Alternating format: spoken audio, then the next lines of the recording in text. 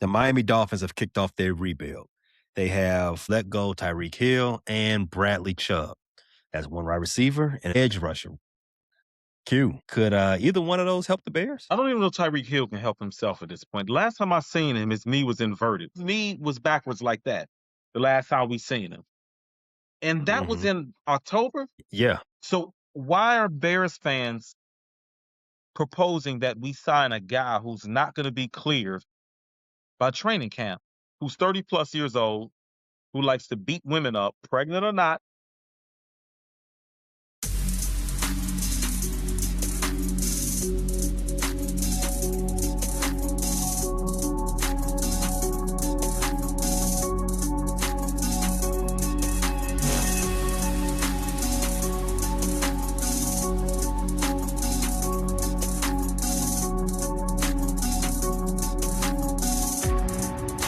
Had a whole show planned, Q. We talked about it for a couple of days. I had the graphics already put together. I had the formatting for the show, script ready. Then I wake up and the Bears say, "You know what? We like the way Skyway Bears sound. The Hammond Bears. We like the ring of that." So now we got to talk about this, man. I really don't feel like talking about this. I'll be honest with you. Man, I'm tired of talking about this, man. Would they put some shovel in the ground? At this point, put a shovel in the ground somewhere, anywhere. I don't care. Just get this out of my life. I'm tired of talking about what's going to happen in 2034. I'm tired of reading these dumb takes on Facebook where people just want to be contrarian. Y'all gonna cry if the Bears stay in Illinois and taxes get raised. Y'all gonna cry if they go to Indiana and aren't in Chicago, even though technically Hammond is a Chicagoland area. Y'all gonna cry. Hmm. And the bottom line is a lot of y'all couldn't make it in Chicago and afford to live here. Y'all done ran to Indiana. So what are you complaining about? Then I had to read, of course, once you click on something, that's all that's in your algorithm. Then I had to see Yeah. Republicans talking about how the blue states failed the Bears. And I'm like, why is this a political thing? Then I had to read about how Pritzker fumbled the Bears and hear all this MAGA nonsense about how Chicago can't do it. And then the most ridiculous thing I read is they're going to Indiana to avoid the high crime in Chicago, as if anybody's ever seen a shooting during a Bears game. No, that's only the White Sox. I ain't never seen a slot receiver go down because of a gunshot wound or a player get robbed inside a stadium. Come on now. If you have not heard, the Bears and the state of Indiana took a big step toward us stop getting out of the talking stage and becoming official. Indiana is a simp. What happened was the Indiana Senate, they passed Bill 27 through the Ways and Means Committee by a vote of 24-0 and unanimous. It was a unanimous vote. What that bill does, it establishes the Northwest Indiana Stadium Authority for the purpose of issuing bonds to finance, build, and lease a stadium. That does not mean that the Bears are gone. Yeah. That's all what that means. They had a Shut up. vote. Read before you just go running saying the Bears are officially there. Exactly. What it means is that they have put together a group of people to actually move things in the right direction. Now it is a significant step. I'm not going to try to shade it, but it does not mean everything's set in stone. What had been happening for the last week or so was the Bears were having a very good progress with the state of Illinois as far as finally finalizing and getting some shovels in the ground over there in Arlington Heights. I think Chicago is a long distant third. They're like Kyron Amagaji in the left tackle discussion. They're not in the play anymore. They're gone. Yeah, they're gone. I do want to read this one little thing from the Athletic. The passage of SB 27 would mark the most meaningful step toward in our stadium planning efforts to date. That is a statement from the Bears. We are committed to finishing the remaining site-specific necessary due diligence to support our vision to build a world-class stadium near the Wolf Lake area in Hammond, Indiana. I really blame the Colts. The Colts had been putting together a decent product, they wouldn't be lusting over the Bears. I thought y'all was so happy with the Colts. Why y'all want the Bears so bad? I'm tired of seeing Indiana people celebrate this win about the Bears. I thought y'all loved the Colts. They love ripping Chicago off. That's what they love doing. You right about that. All right, so you've said you've seen a lot of discourse so much today about this. The algorithm is been juking. I've been listening to six. Well, it's not even 670 no more. We'll talk about that Yeah, in a little they bit on later. you can still They on find them on FM now. 670, but I think they're on 104.3 or Yeah, 104.2. 104.3 now. So are we gonna take over 670? We can do that. Let's go to AM. I got a face for AM radio. Let's do it. And you without the beard, we can go to AM. We can get Yeah, it. We can get it. there we go. The Score, ESPN 1000, all the Bears podcasts, the CHGO on the Windy City Breeze, all of them. The Athletic been teeing up on this little bit of story all day today. My notification is nothing but Bears in Indiana. Bears in Indiana, and my OnlyFans deposit did not go through. That's the only thing that's going on my notifications all day. Somebody actually hacked my OnlyFans. I don't know why they would do that. You said you've been hearing a lot of arguments for the Bears moving to Indiana. What are there any good arguments for the Bears to leave the state of Illinois and go to Indiana? Well, I've heard it's cheaper for the Bears. So, I mean, if I'm the Bears franchise, I believe Indiana's gonna pay for most of that infrastructure that city of Chicago was gonna pay for. Mm. Is that what it is? Or you asking from a fan's perspective of the Bears franchise? I mean, either one. I mean, for the Bears, I think it's pretty simple. I think it's pretty simple for the Bears. They're a business. They're going to go do something that makes most business sense, right? Whether that's staying within their market, the center of their market, which would be Chicago, or getting the sweetheart deal from the Simp over there to the east, over there in Indiana. Whichever the case may be, I'm not going to shade them on making the best business decision. I think most people have an idea that when you own a sports team, you are immediately a billionaire. I want to. I don't want. I want to do two things. I don't want to count McCaskey's pockets. I also want to It's remind Black everybody History that Month. We should be counting their pockets and have asked for reparations. we can do that on a later episode. Okay. I I do also want to remind people that McCaskey's grandfather, George Hallis, he bought the Bears for $100. Now, $100 back then was a lot of money, but it ain't $1 billion today. No, what was $100 They back would, then? 10,000? I believe, close to that, something like that. It was a decent amount of money, Yeah. decent amount of money. And back in 19, what was it, 1924, something like that. Not 24, but 19. It was before the Great Depression. I Let's mean, put it you like would know that. you were born in the 1900s. Yeah, yeah, I was. You got that. You hit that one on the head. But what I'm saying is that the yearly profit that an owner would take off from the team does not. You can look at what the Packers report every year. You can just see how much the yearly profit that you would give to the owner. It ain't going to add up to $1 billion. It ain't adding up to Yeah. hundreds of millions of dollars year after year after year. It's a lot of money. I'm not going to hold you. It's millions of That's dollars. The not what profit, people would think. right? And if the Bears want to become millionaires, I mean billionaires, Yeah, they would I have was to gonna say they're sell the millionaires. Bears. They're definitely millionaires. Yeah, yeah, because they've sold pieces of the Bears, and I'm sure there's they got some other business dealings, and some insider trading going on. They got money coming from all over the place, but are they the billionaires you think they are? I don't think so. But to move past that, they said they want to front $2 billion to get this thing done. They just want some tax breaks and some help on the infrastructure. Now, one of them I don't have a problem with. Help on infrastructure I mean, that goes without saying. Every business that wants to build in your set, they will say, "Hey, I need you to take care of this plumbing, take care of these sewers, take care of some of these roads." I mean, help me help you, right? But that tax stuff, like you pointed to earlier, I think everybody should be paying attention to that, Agreed. especially now. Especially now with They're this asking was for it's late. 855 million to $1 billion in public funding.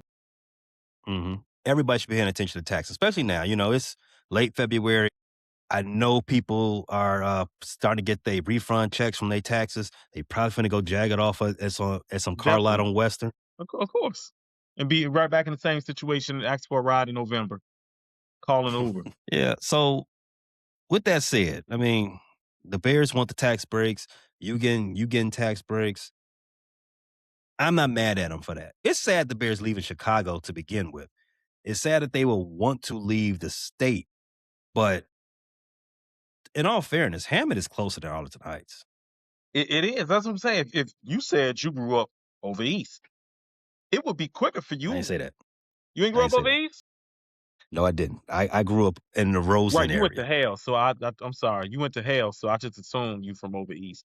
My bad. And you move like you from over east. You definitely look like you from 78th and Essex. Definitely look like NLNB, Terrytown. Definitely got that type of vibe I was getting. Oh, I'm one of the peoples, huh? Okay. All Yeah, right. All definitely, right. All right. I definitely, remember definitely that. got the Terrytown vibe from you. But Okay. yeah, if Chief Malik. if you're Got you. from over east, that's actually a quicker trip for you.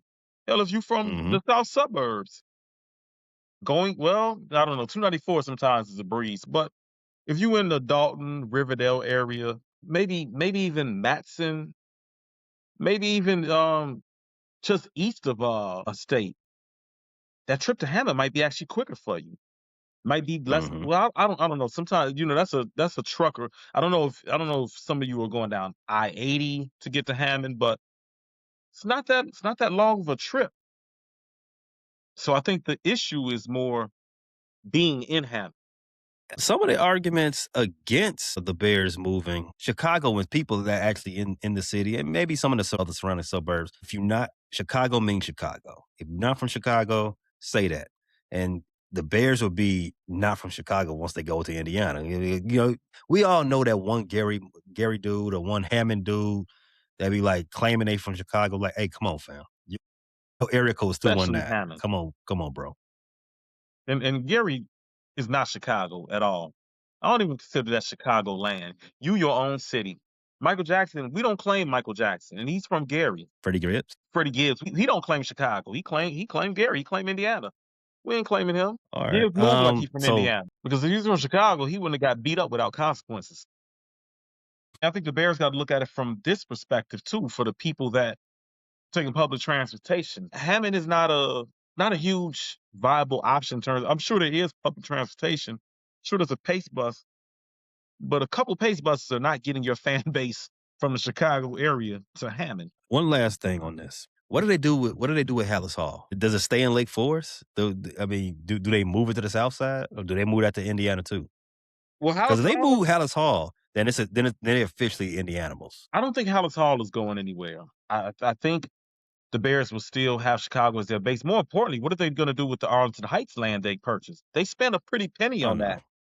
So what do you do with They're that? gonna Do have you to just sell make that. it into a Bears mall or kind of a Bears shrine? Do you open up a bunch of bars and hotels and have game day events there? They're gonna sell it back to the city. They're gonna need some bread. They're gonna have to sell that back. Sell it back to Arlington Heights? Does Arlington Heights have the money to buy it Yep. back? Does Nope. Arlington Heights want it back? They gonna get it for a deal. I know that much. But all right, man. I mean, it's a lot going on, but like I said, the most important thing is that this is far from over. That that Arlington Heights is 326 acres of raised land right now. I cannot see that the Bears don't put some type of use into that stadium. You already said what are they gonna do with it? It it just makes all the sense. Are they Like gonna move Hallis I Hall know there? nah, that would be even further, right? Hallis Hall is in Lake Forest? Yeah. No, Arlington Heights is closer to the city than Lake Forest. Okay. Lake Forest is, Okay. is, So I is out mean, the way. but then what are they gonna do with the property at Lake Forest? I know they got some type of, deal on that. And And they then already put that together. you're still gonna have to pay for infrastructure if you move, you know? So A lot of things are still yet to be developed and realized. I know this is at the end. I can't see that you're not going into free agency with a deal struck that the Bears and Illinois have come to an agreement. That's how I see this. Whether I'm right or wrong, we shall find out. personally, I don't think the Bears are gonna be in Indiana. F no. Sorry, Indiana. No. Indiana gets one football team and one overrated football team. That's the Notre Dame Irish. That's it. They've hit their limit. That's disrespectful. The Hoosiers just won a national championship. Damn, I did just disrespect them. That's Dang, very disrespectful. You need to start I respecting did the just Big Ten a little disrespectful. more. Yeah.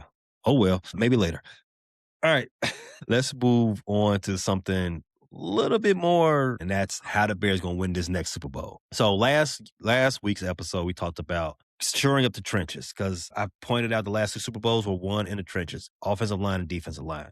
Let's talk about one of the position groups that the Bears need to improve on, and that is the wide receiver room. But before we get there, we have to discuss some other things that happen around the NFL as it relates to those trenches from the last episode. The Miami Dolphins have kicked off their rebuild. They have fired their coaching staff, and now they have let go Tyreek Hill and Bradley Chubb. That's one wide receiver and edge rusher.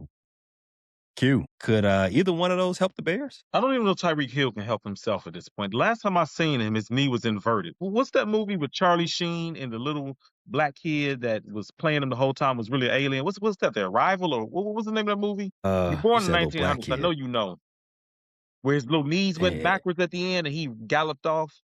He was really an alien the whole time. I mean, you keep giving me these cues. I keep thinking of other school movie. You said, I was thinking about the Forrest Gump. I was thinking about Forrest Gump. that movie Forrest with Gump Bruce wasn't no damn Willis. alien. You said inverted legs, so I'm thinking about Yeah, Forrest Gump. the boy's knees went backwards. You were born in 1900. Stop letting me down. The 1900s. That's important. You keep leaving that the off. But you made me forget my damn point. Anyways, Tyreek Hill's knee was backwards like that the last time we seen him. And that was Mhm. in October. Yeah. So why are Bears fans proposing that we sign a guy who's not going to be cleared by training camp, who's 30 plus years old, who likes to beat women up, pregnant or not? Why would they want him? And a guy who left. Think about it. The last thing we heard from Ben Johnson and a lot of the guys in this locker room was this was a special team and the chemistry was very strong. I don't know if you guys remember, Tyreek Hill left a Super Bowl winning team in the middle of a dynasty because being top three, top four in the league in targets was not good enough for him. Being amongst the league leaders in targets, receptions, yardage was not good enough for him. Tyreek Hill also told us Tua was more accurate than Patrick Mahomes. I don't think Tyreek Hill is the component you want to add to this locker room. Now, I'm willing to look past Mhm. all that if Tyreek Hill can still run past defenders like they're flat footed, but I got my doubts. Tyreek Hill's last 2 years weren't particularly effective. He looked like he was Mhm. slowing down as a player, even though he was still an exceptional athlete. I don't know if that's due to Miami's quarterback problems or decline on their offense, but we're talking about a guy who's in his 30s coming off a catastrophic knee injury. He didn't just tear an ACL, he completely destroyed the knee. He's having total reconstructive knee surgery to multiple ligaments. He's just getting out of a walking brace. We're in mid-February.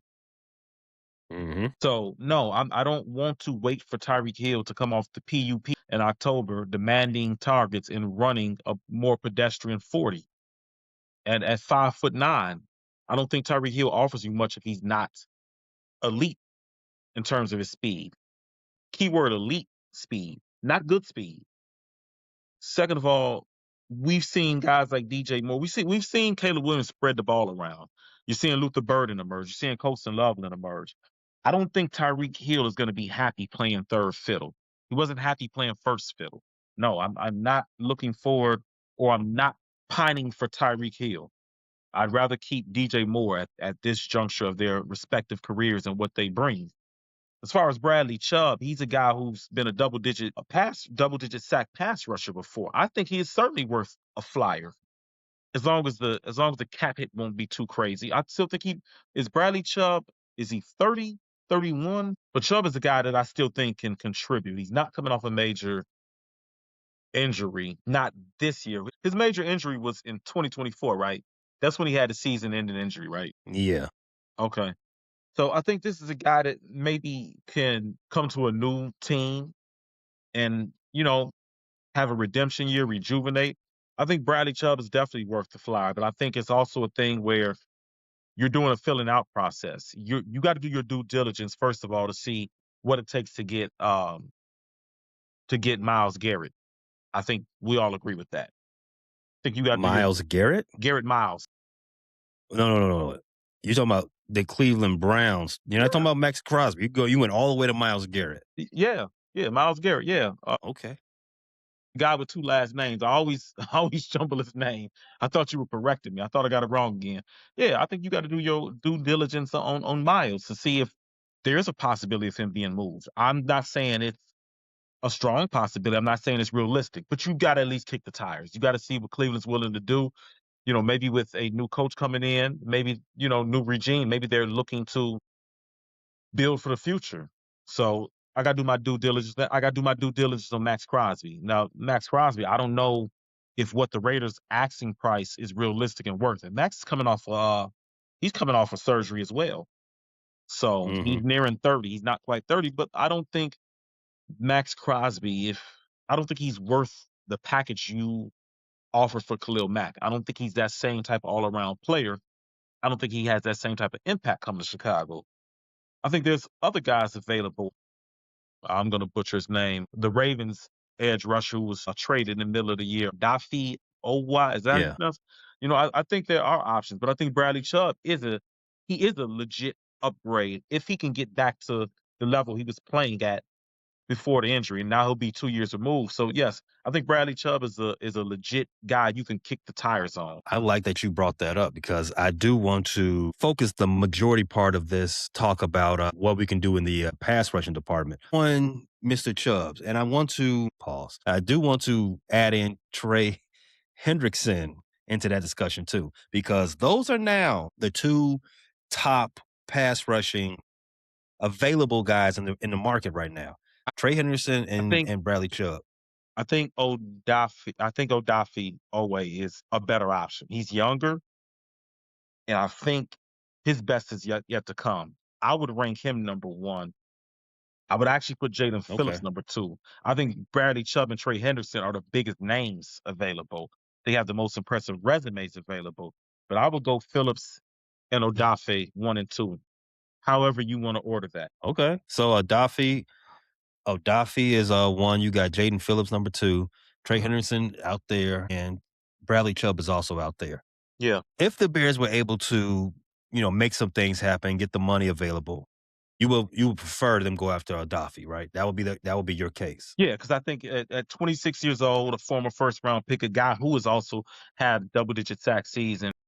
I think he kind of fits into the Dennis Allen mold. I think he's 6'5" and a half, 6'5", Hmm. 265. He's a bigger edge defender. So yeah, I think he would fit more in our timeline with growing with the team as well. So yeah, he would be my number one target. Yeah, he's had a double digit sack season once in his career. That was 2024. No Pro Bowls, anything like that. So he should be cheaper. He should be cheap, but like you said, he's the youngest of the crew that we spoke about so far. He'll be 28 when the season ends. So let's keep that in mind. If the Bears were bargain shopping, and I don't mean that as a slight to none of these guys, 'cause I think Uh-huh. they're very talented in their own right. But Max Crosby is going to cost. He's gonna Miles cost. Garrett, who you think the Bears should be thinking about, is going to cost even more than that. He's probably going to cost double than what Max Crosby costs. And if you saw that episode on Michael Parsons' podcast when we had Miles Garrett on, and Miles Garrett had to bring him along, say, "Hey, bro, you're not in my league," basically like that. And you saw what the Packers paid to get Micah 2 firsts and a player. And that's what the Raiders are saying they want for Max, 2 firsts and a player. If Think Miles is ever I don't think Max is quite worth that. I no, no, I would not pay that. I wouldn't pay that for Max. But we can talk about a little bit later what we would pay for Max. We'll hold that off just That's a fine. little later. But right now, we get those premier guys that who could possibly be available, Max and Miles, if you believe that he might become available, is going to cost. And you might be paying that cost after their prime years. They might not even be worth that no more. You give up 3 picks, you give up 2 picks and a player for Miles Garrett. You talking at least 3 picks. You're definitely giving up at least 4 picks for Miles Garrett. I'm not saying four Yeah. first So rounders. I'm just no. saying 4 picks total. You're definitely doing that. And Yeah. And so starting the low ball offer is 2 first round picks for Miles. mhm, That's at the lowest. you might be paying 5 years down the road for Miles Garrett. Something like that. And his productivity might not be there 5 years from now. Just keep that in mind. I do think he's a fantastic player. If he's available, you do got to kick the tires. You do got to do what you got to do to go get that guy. But there's always a drawback to everything. So with that said, these guys are already in the free agent market. You ain't got to pay nobody to get them. They out there. All you do is pay them. And if you give them a short deal, you're thinking about Odafe, Phillips, and before you get to Trey Henderson and before you get to Bradley Chubb. What if I told you this? You don't know which one of these guys is going to be the best moving forward, right? You don't want none of these guys on your team long term because the cliff is there. You don't know where the cliff is going to come, but the cliff is there. What if I told you this? Why can't we sign two of the four? If you get the money, why not get two of the four? You got Montez Sweat, who I think is in the same class as those other guys, at least. He's primarily left edge. Yeah. Bradley Chubb, he's shown throughout his career he can do both. He can move them all around. Odafe, he's been moved around a lot in his career too. I think he's primarily on the left too, though. Trey Henderson, he's primarily on the right. So get two. What do you think about that? I'm not against it. If you can afford it, get two. The thing is, the Bears have accelerated their well, I don't even know if it's a rebuild mode, but they're a year ahead of schedule. You were 10 yards from the NFC Championship. 10 yards away, 10, 15 yards away from the NFC Championship. I don't think you can afford to not have a goal all in off season. I don't think there's I don't think there's any slow rolling this. I think we saw the Seahawks go from a 9-win team to a Super Bowl champion. We don't know what the Seahawks longevity is. There's teams when you have a very strong defensive team that kind of leads the team, it's a strength and backbone of the team. It's hard to replicate that year after year. Defense is kind of fleeting. I'm not saying that Seattle won't be a good defense next year. I just don't know if they'll be dominant. And let's be honest, that was what propelled them to this Super Bowl. So you're looking at a niche or a gap in the NFC where the Bears absolutely can get to the Super Bowl. So I'm not against getting two of these guys. You can't afford to have. I mean, when you look at free agency, you look at the draft. No matter how good the front office is, no matter how much due diligence you do, you're looking at there's going to be some picks that just don't work out. There's going to be free agent acquisitions that just don't work out. We saw that last year with Dayo Odabango. It didn't work out. It didn't bear fruition because he ended up with a season-ending injury. He wasn't productive when he was playing. He was part of the reason why the run defense was on a record pace to be one of the worst in modern football. So I'm not against that. You look at a guy like Trey Henderson at this point of his career, I'm pretty sure coming off the season that he had, he's not going to be seeking a huge long-term deal. You could probably get him as a short-term rental. And the benefit of that is Trey is just 2 years away from leading the league in sacks, if I'm correct, right? So even though he's 31, 32, it's not out of the question that he can have a resurgence. You get him, like you said, he's primarily a guy on the right side. And you lure him with the prospect of playing in a major market. Although, are we in a major market if we're in Hammond? wait, time out. What are we if we're in Hammond? That just made me think. You're in Hammond, okay, but never mind that. So you can lure him with the prospect of playing in a major market for an up and coming team for a Super Bowl contender. Trey Henderson does not have a Super Bowl. Neither does Bradley Chubb. Neither does Odafe. Jalen Phillips, when did he arrive to the Eagles? He arrived to the Eagles this year, right? On the trade deadline. He doesn't have a Super Bowl. So I think Phillips and Odafe might be the hardest to convince because I don't think you're going to be able to get them on a discount for the fact that they are going into their first free agency. When guys go into that first free agency, they're trying to get every dollar possible. They're not thinking about necessarily. I'm not saying they're not winning is not important to them, but that isn't primary objective. Let's be honest. These guys have to make as much money possible during their careers. NFL careers are short, so you never know. This might be their last long-term deal. They may not make it through this contract.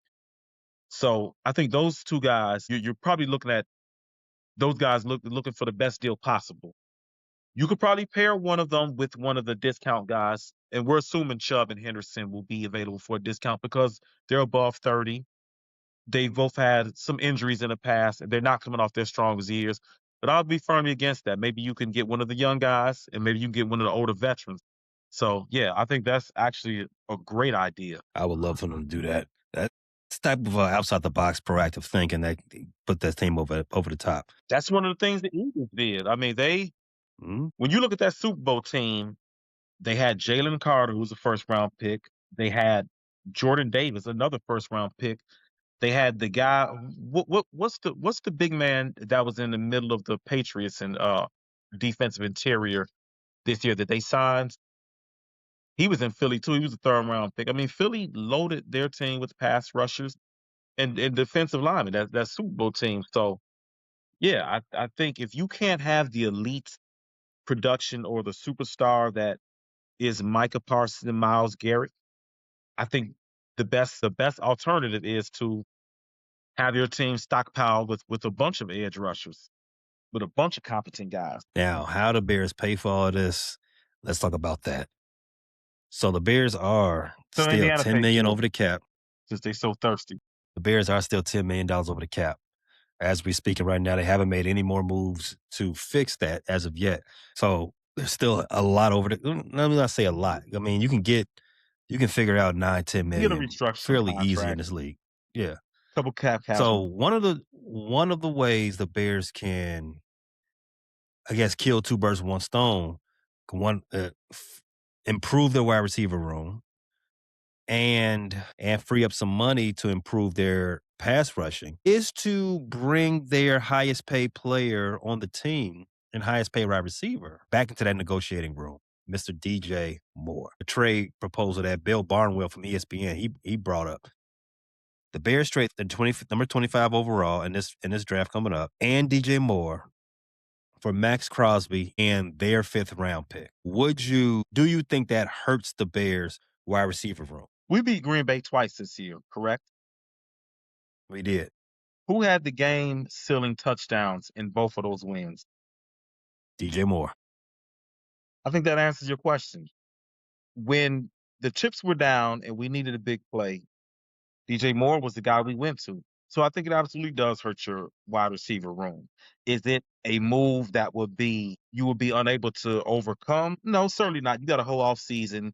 You still have Roma Dunze. You have an ascending player in Luther Burden. You have Jade Walker.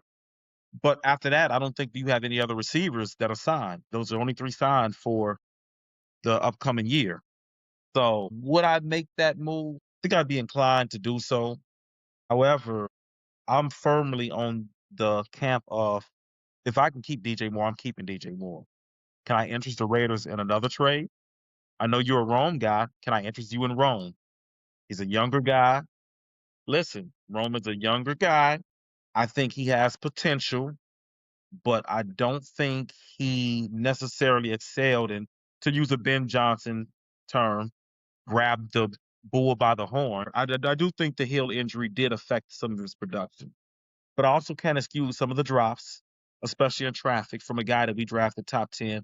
I don't think necessarily he's showcased that he is a number one receiver. And I don't know if he's actually flashed the potential to be that number one receiver that we envisioned when we drafted him top 10. I would be more interested in moving Rome. Now, I know for salary cap purposes, that's probably maybe not the most logical thing. Rome is in the third year. He's coming into the third year of a rookie deal, so he's still very affordable. And then you got the fifth year option. DJ is actually the highest paid Bear ever, I believe. Still, I believe he still Mhm. is at Still. 28 million a year. But I'm pretty sure that he Until they signed Darnell Wright. until they signed Darnell. Ooh, yeah, that's coming up, isn't it? So, Mhm. so I think you can restructure DJ's deal, and I think that's in the best interest of the team. I think the Bears and Caleb, more importantly, I think you're building around your franchise quarterback, and he's showing you that he is a franchise quarterback. The Raiders' interest in DJ is purely speculative, but landing DJ Moore gives them an alpha in that wide receiver room. And I hate to use that term alpha. That's so overused, the alpha talk. But that gives you an alpha in that wide receiver room. That gives you a guy who has shown that he could be a number one. And I'm assuming you draft Fernando Mendoza, so you give him that target. I'm not ready to start taking away Caleb Williams' reliable guys, his top guys, and have him swim on his own, and have him, we saw what can happen when chemistry issues and communication issues happen. So I'm under the act of I want to keep the continuity going with this offense with Caleb Williams' weapons because I think he is the most important thing to the 2027 Bears. Even though he's taken his steps, but I think this is the guy we have to center around and we have to support the most. So I would love to see DJ back because I think DJ's the veteran. He's stability in the wide receiver room. He's the glue to the wide receiver room. While I do think that the most important player on the squad is Caleb Williams, and you want to, I Keep the guess, continuity. so yeah, you want to keep the continuity. Anything that helps Caleb helps this team. However, holding on to expensive offensive players while ignoring the obvious weakness on this team, which is a pass rush, is a poor strategy if you're trying to win a Super Bowl. It's poor. Q, they say the the definition of insanity is doing the same thing over and over again and expecting a different result. There is no way you can bring back all the guys from last year, even though we love all the guys. There's no way to really expect the Bears to take another step forward and bringing everybody back. Somebody got to go, and you got to bring somebody else in better, right? That's just how. That's just simple math. Unfortunately, and it sucks because that DJ, this is the first season in his in his new deal. And it just sucks that now we're having this conversation leading into the first season, him getting that new money that he's earned. Mhm. But this is a business. His 28.5 million cap hit, that's way too large for what you're getting out of him. It's a mathematical necessity to try to clear that cash, whether it's got to be from transforming some of that into a roster bonus or a signing bonus or Agreed. something along those lines. That's fine. If you can do that, I mean, you're still kicking the can down the road. You still got that tax man. We started talking about tax earlier in the episode. That tax man will still come to see you Mhm. if you keep doing that the longer you do that. So you can kill two birds with one stone. You can kill three birds with one stone. One, get off some of that burden. Two, help out the defense. And three, don't worry about what's going to happen later down the road. So if you move that, if you were able to trade that contract, you can create up to $17.5 million in cap space for the squad. That's enough. We ain't even got to talk about trading for anybody. Trading for Maxx Crosby in relation to that. If you were to trade him to anybody and get that 17.5 million back, there you go, Bradley Chubb. There you go, Phillips. There you go, Trey Henderson. We can get two of the three. We can get two of the three right there with that 17 right there. And as you said, you brought up Rome Odunze as a, I guess as a replacement, right? Why would we want to trade young and cheap? Young and cheap is the gold mine in the NFL. Boom, young and cheap. Luther, young and cheap. Now you did say Rome, he tried to tail off. He started the season real hot. He was looking like he might be in a conversation for the best wide receiver drafted in his draft. Then he got hurt, and then he started dropping and stuff like that. And then, what happened happened.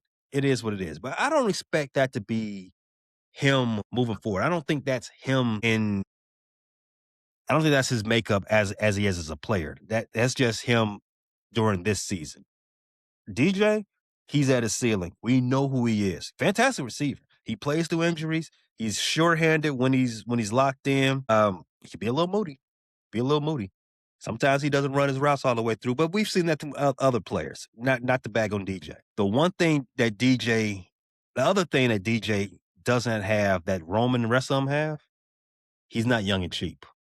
No, he's Young not. and cheap is going to win every time. And while we're on the subject, while we talked about Rome dropping, DJ was in that same wide receiver room. The wide receiver room had the fifth most drops in the NFL. DJ is not excluded from that. No, he Yes, had he can. dropped. Yes, he definitely had drops. Yes, he had. I think all other than one, other than that Rome catch in the playoff game against the Packers, all of the other big time plays that Caleb made this season all went to DJ. But the catch, the pass and catch against Baltimore, the pass and catch against Cleveland, the the two game winning touchdowns against the Packers, all of those things locked in. But he did have them drops too, so we don't want to excuse that. And the last thing is the return on investment. $28.5 million cap hit for 50 catches, 682 yards, 6 touchdowns. That is not bang.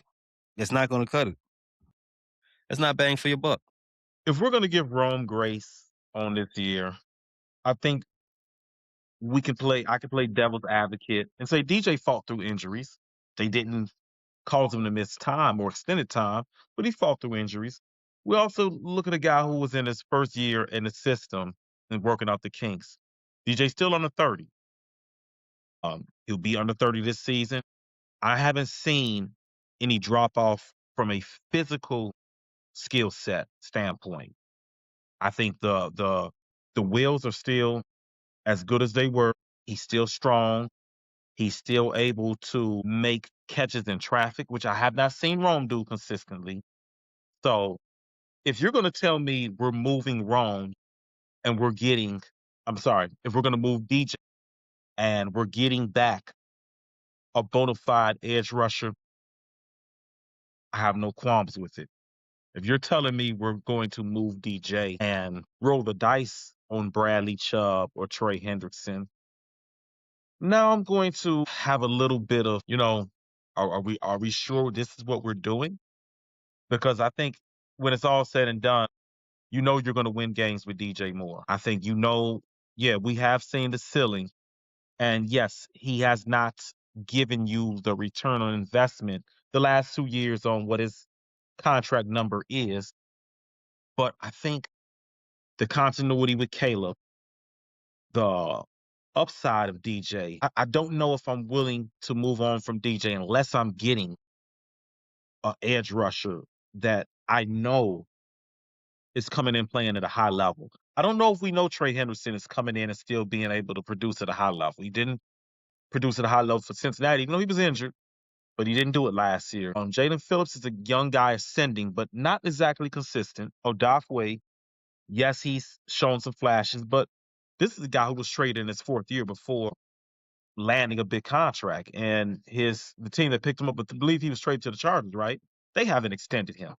So we're talking about a guy who wasn't even extended. And we know edge rusher is a premium priority position. If you got a pulse and you look like you can be something, you're not hitting free agency. So as far as the guys hitting free agency, they all come with a little red flag. So I don't know if these guys are locks. Even though I would love to sign them, I don't know if breaking apart our guys who are part of our core is a solution. Now, if you tell me the Raiders are saying a first in DJ, I might have to take that. Honestly, let me retract that. I might have to take that. Maxx is a guy who, when he's healthy, he's playing at all pro level. And he played through injuries last year and was a terror still. And we're talking about a one-man wrecking crew on the Raiders team where on the defense, He got Braxton Jones benched. Yeah, he is. he's still very good and he's disruptive. And there's no reason to think he won't be the same player next year. He's coming off surgery, but he's not coming off a major surgery. And the injury he had, he was playing through the majority of the season. So I'm going to say with confidence, yes, I moved DJ in a trade for Maxx Crosby. I do because that is a trade well worth it. You're getting a guy who's second team all pro level. I think I think Garrett and Parsons, or the last we saw Parsons, I think those are the elite guys. I don't know if TJ Watt is still in that first tier of edges. Is he? Nah, I mean, because TJ Watt wins you at least a game and a half a season, He every almost season he almost by himself because the majority of his career, they've had a mid offense in Pittsburgh.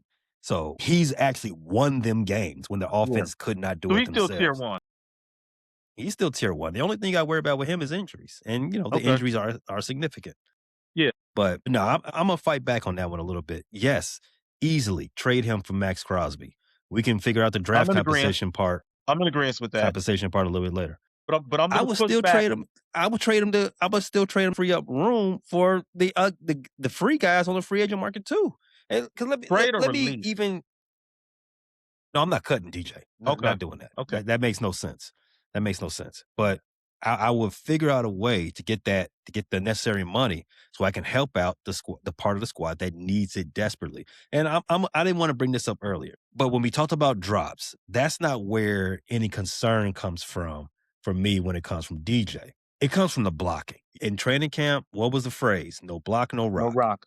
And Ben said that specifically for DJ Moore, and I know where that stems from. He watched the film from the previous year, and there were times where DJ was disengaged in the offense when it came to the running game. I think Hmm. DJ, when I turn on the film, when like you said, there's a locked in DJ, and there's kind of a DJ where I don't know if it's from being tired or just, let's be honest. He's not the only player on the roster in the NFL to take plays off. Even the greats take plays off.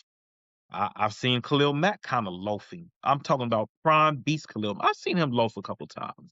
It happens. Hmm. These are humans. I think when DJ is locked in, he is a solid blocker. I've seen him, lock on the corners, and he's physical in the run game. And there's times where DJ is kind of like not not really part of the play. Let me just get in the way. But go ahead with what Right. you're saying. No, that's the part that I will be most concerned with. If I needed to, do the pros and cons of it, the DJ, we've had concerns about his blocking Ro- in the past, and Rome as a wide receiver is an excellent blocker. lose a burden too.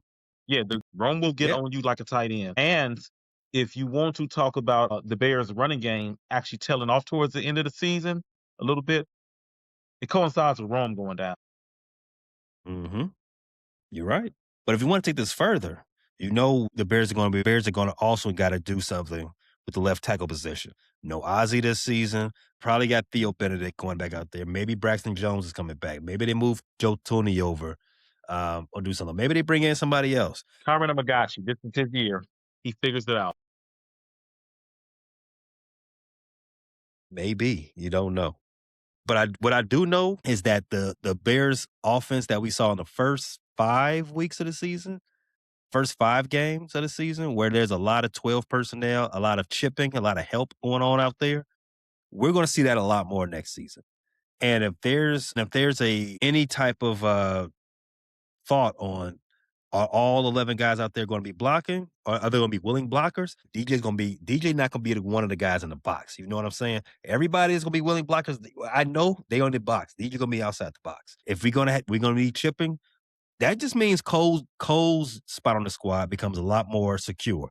That means a lot more 12 I just thought personnel, about a lot more 2 wide receivers. DJ, I don't I hey, them the breaks, bro. don't give me them Drewski hands. Don't give me the you know what? Tiff is gonna tear your ass up when she gets back on this podcast. You know how she feels about DJ Moore. She is gonna light your ass up. She I is. hope she DMs you as soon as she sees this episode and cusses you out again. She is definitely gonna do that. Good. But you know what I mean? That's fine. I would take that. I'm gonna make the argument for the Bears, the best Bears team I possibly can. And while I am a big DJ Moore fan, I think the best Bears team can be made if we can figure out a way to get that money that we owe him out of the way. Can I recommend taking the money away from Tremaine Edmonds instead? No, June 1st, he's gone. He's gone. But that don't save the Bears that much more money. I Yeah, mean, they're still 10 over. I like Tremaine too, but I just feel like I don't think we would lose much going into the draft and getting one of these young linebackers who really play You still down here. got DeMarco can take his spot. I mean, I TJ don't should be think we back. lose anything from DeMarco. TJ has one more year left, right? This is TJ's last year coming up. Yeah. Yeah. TJ DeMarco. I just think DeMarco played better downhill. I think DeMarco's faster than Tremaine too. He might be. He's just as good in coverage. I think cutting Tremaine Edmonds, I think he has to be a post June 1 cut. He So does. cutting him and cutting Dio, I think that puts the Bears right at Man, that guy. If you're cutting Dio Otobengo, boy, is that a colossal flop in free agency. The guy only yeah, played like 5 games. This would be as bad or maybe worse than what was the guard who just didn't like to practice? Nate Nate. dang, Nate. I keep wanting to say Washington for some reason. I forgot his name It that might be fast. Nate Washington. I was gonna say Robinson. I know. I think it was a ON, but man, was that a? Did he last 2 years? But we really kept him around He for two did. years. Jesus Christ! He did. He did. And he needed to go. He needed to go. The first training camp, we was asking questions like, why bro don't be practicing? So, And then we found out that Vrabel didn't want him because he didn't like to practice. mm-hmm. When Mike Vrabel doesn't want you and questions your work ethic, that's a red flag. Well, is it? Well, it might be. You might want to talk to Mrs. Vrabel about that then because he's also saying, he'll trade his dick for a Super Bowl ring. So Well, we know there's a huge cuck population in this country, so maybe Miss Vrabel is happy. I'm not trading mine for a Super Bowl ring, but I will trade DJ for one. You Go would Bears. you wouldn't trade it for a Super Bowl? No, no, no. Explain to me why not, Because every time I use it, I'm winning a Super Bowl. sir. I'm winning the equivalent of a Super Bowl Sir, every time I use it. you've had 40 years of using your Magic Johnson. You have not had 40 years of seeing a Bears Super Bowl. I think you can You're exist on correct. memories at this point. You're done reproducing, right? Nope. Are you You never done know. reproducing? I hope so, but Okay. you never know. Well, the Bible says that those parts that we have, those no-no zones, are for reproduction. You're a sinner. You're going to hell. That's right. Well, but You're right. I will be in hell because I'm a sinner, and I'm gonna have a lot of good company. Epstein, the you president. call that good company?